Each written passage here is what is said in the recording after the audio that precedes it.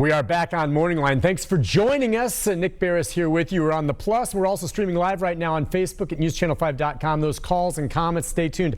Our next segment, we'll get to all of those. But I said we have a busy show today, taking a look at reopening and when things might or may not. We just talked about restaurants. We talked about the music industry. What about sports? We just had the NFL draft. Major League Baseball still on hold. Here in town, of course, we've got so many great sports, including right behind the station here is, First Horizon Park and the Nashville Sounds still not playing. And with us this morning to talk a little about how things are shaping up is COO of the Sounds, Adam Nuse. Good morning to you, sir. Can you hear me all right? Good morning. Doing great. How about you? Good, good. Thank you very much for joining us. I have to tell you, the other day I was doing a stand-up, kind of looking at sports and where it's coming back, and we went to the parking garage behind the station and set up and shot the backdrop of the baseball stadium there. And it looks ready to play right now, pal. It looks great, and I was thinking, gosh, I wish they were playing ball right now. So you're keeping everything ready. I imagine if for some reason all of a sudden this virus disappeared, which it's not immediately, but if it did, you could play right now on that field. Yeah, our staff hasn't quit working. We haven't laid anybody off. We've played, put all of our efforts into playing this season and playing as soon as we get told. Every time there's news from Mayor Cooper, news from Commissioner of Major League Baseball, we pivot, and we've kind of gotten in the habit lately of pivoting probably too often. Every time some new information comes out, we come up with a new plan to be ready and able to get going as soon as possible. But we know that there's a lot bigger things out there than baseball right now to try to make sure that we're providing a good, healthy environment to come to the ballpark when the time's right. Well, it's awesome you've not laid off people and you've maintained. Let me ask you this then, if you would. I think a lot of the other sports leagues are keeping a close eye on what the NBA does. I know every league has some different considerations, but what have you heard so far, to some degree, the latest? As you say, it keeps changing from Major League Baseball. Yeah, I think a lot of what they're trying to do is try to be the first ones. I think they're trying to beat the NBA, so they're being pretty aggressive to come up with some plans to have baseball kind of be that sport that brings entertainment back to the communities that we're in. So they're pretty aggressive with it. I think it's going to come down to a lot of the governors and different states allowing baseball to be played again.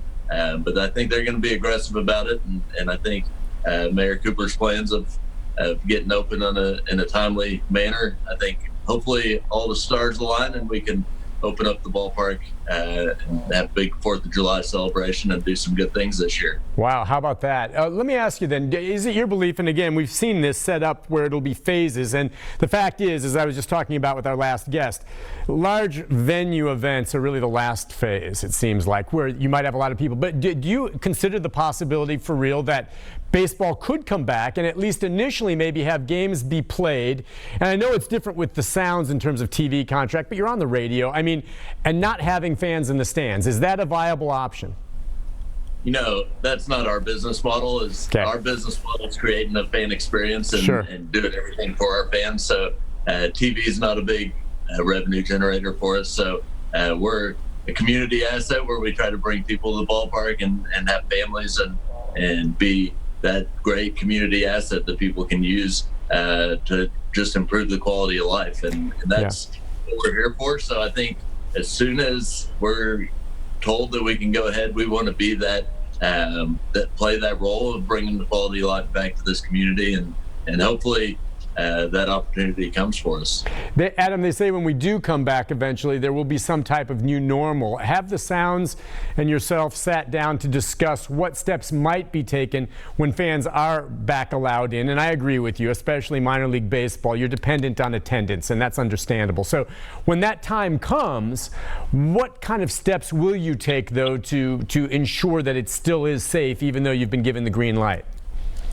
Yeah, so I think the obvious thing is going to be cleanliness, which we take a lot of pride in already. And you mentioned at the beginning that you look over our ballpark and it's clean and ready. Spotless. So we kind of joke about having Lysol and bleach smelling air fresheners all around the ballpark. We want it to smell so fresh when you come in, and we want to go through making sure different protocols with interacting with our concession stands or interacting with our box office, that we have as much as limited touch as possible and make sure that people feel like they're safe. But we also have had discussions about do we change our bag policy this year to try to minimize that interaction a little bit more. But we're on constant calls with Bridgestone and the Titans and just trying to figure out what the best practices are going to be. But again, we hope that we get to be that leader this year and show kind of what that new normal is. That really would be great, because as I said, the park looks fantastic. It was a sunny day, and I just looked at it. It looked lonely because it was empty and ready to play. I mean, it's a terrific park. I'm just curious too, by the way, just as we sit here now, I mean, if you were given the go ahead within phases, within a matter of weeks or however that works out, what are the athletes doing right now? I mean, what are the potential Sounds players doing? Where are they? What are they able to do right now? Yeah, so all of our players are spread out. I think the first move would be to take them back to Arizona. There's also a plan where they may go straight to the ballpark in Arlington. They got a brand new stadium in Arlington, Global Life Field, that's going to be state of the art. They're going to have their new stadium and their old stadium, so there's some talks that they might be able to play there and kind of get their spring training experience under them, and hopefully we are optimistic that they could get deployed straight from there to Nashville, but currently they're all at home and doing what everybody else is doing and trying to stay in shape. So that's going to make spring training a little interesting, because they got to get catchers' legs back under them and pitchers' arms throwing, and it's interesting. It's an interesting time. I assume you probably played baseball yourself, and I'm sure you were a fine athlete. I'm just wondering from that aspect of it, whatever the sport, when they all of a sudden come back, be it the NHL, they come back, or the NBA finishes their season, or Major League Baseball, just the conditioning part of it, especially, boy, I don't know what's going to happen with the Titans or college ball, but when that comes back, I just wonder, you might push it, and you got to do it, and it brings back the jobs and the money, but these athletes aren't going to be in a condition to hit the ground running, are they, right off the bat? And I just worry about injuries or how that plays out in an abbreviated season without the proper spring training. Yeah, and I think that's a big part of Major League Baseball's owner. They invest a lot of money into these kids, even though right now they get paid about $400, $500 a month. There's a really interesting story that one of their Major League players came out, Chu Shin Su, and gave all the minor league players an extra $1,000 to get through this time. But outside of that, in advance, they get paid millions in signing bonus. There's a lot of money tied up to making sure these guys stay healthy for 160 games, 140 games. It's a challenge for them, and they want to make sure that they get those players out safely and not make Tommy John and all those big injuries that could last Right. As we kind of wrap things up here, I'm just wondering if you can share with us any of the conversations or interactions you've had with the mayor's office. We saw the mayor make his announcement. It's a little bit where he's going to be a bit more cautious, Davidson County can, than what the governor did with his executive order yesterday, but they're kind of on the same page there. Do you get any sense at all, if you had a crystal ball, if things continue on course, of how he would like to see things, and maybe the first time, because certainly baseball being played would be a wonderful signal to the community that things are safe and back. But I mean, what, June, July, August? I mean, at what point is there the point of no return?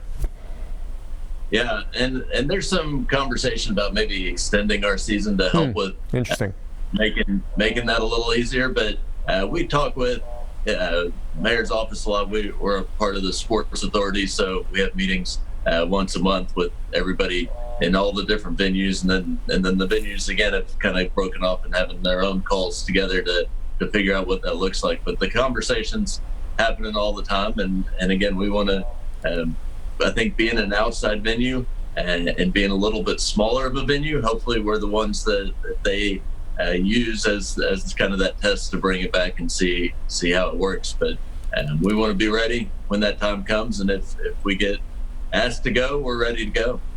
Gotcha. Well, look, I look forward to when that time comes, whenever it is. I think everyone misses sports, especially baseball in the summer. So, listen, Adam Nuse, thank you so much for joining us this morning. I appreciate you taking some time, and I wish you all the best. I hope that team's up and playing soon.